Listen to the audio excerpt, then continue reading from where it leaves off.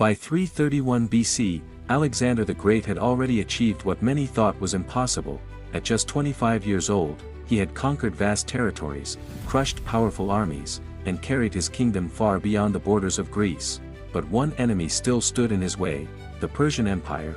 For over 2 centuries, Persia had been the greatest superpower on earth. Its wealth was legendary. Its armies were enormous, and its king, Darius III, ruled over millions of people stretching from Egypt to Central Asia. 2 years earlier, Alexander had defeated Darius at the Battle of Issus, but the Persian king escaped. Now Darius was preparing for one final confrontation. This time, he would not rely on luck.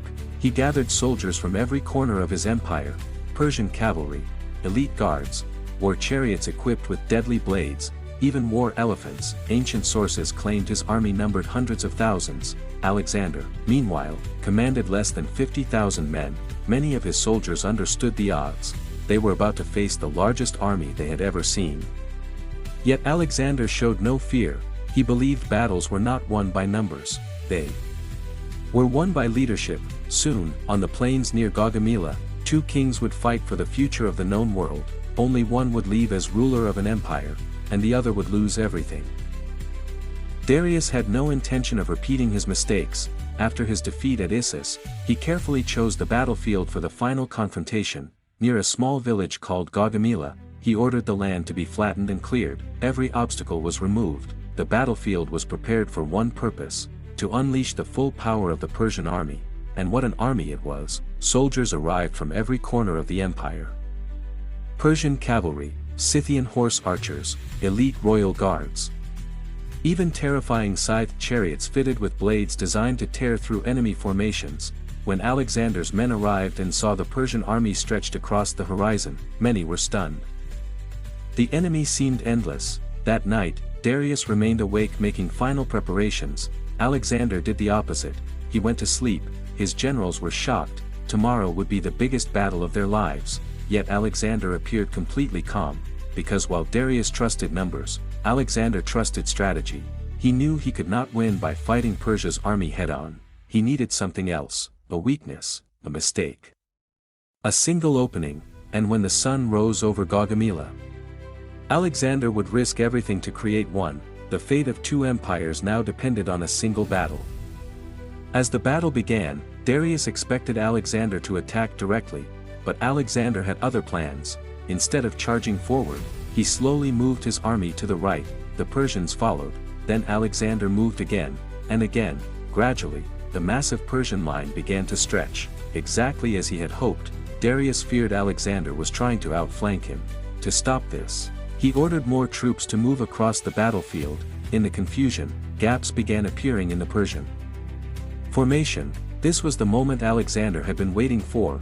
Leading his elite companion cavalry, he launched a sudden charge toward the opening. The attack struck like lightning. Macedonian horsemen smashed through the weakened line and raced directly toward Darius himself. Dust filled the air, spears shattered, men and horses crashed together in a desperate struggle. For a moment, it seemed Alexander might reach the Persian king. Panic spread through the Persian ranks. Then Darius saw something terrifying. Alexander was coming straight for him. The ruler of the largest empire on earth now faced the most important decision of his life: stand and fight, or run. Darius chose to run. As soon as the Persian king fled the battlefield, everything changed. Across the army, soldiers saw their ruler escaping. Morale collapsed instantly. What had been the largest army in the ancient world began to fall apart. Thousands threw down their weapons. Others fled in every direction. The Battle of Gaugamela was over. Alexander had achieved the impossible. With fewer than 50,000 men, he had defeated an empire that ruled millions. But this victory was about more than a single battle. It marked the beginning of the end for Persia itself. In the months that followed, Alexander captured Babylon, Susa, and eventually Persepolis, the magnificent capital of the Persian Empire. The empire that had dominated the world for more than 2 centuries was collapsing before his eyes. Darius spent his final months fleeing eastward, abandoned by many of his followers. He was eventually betrayed and killed by his own men.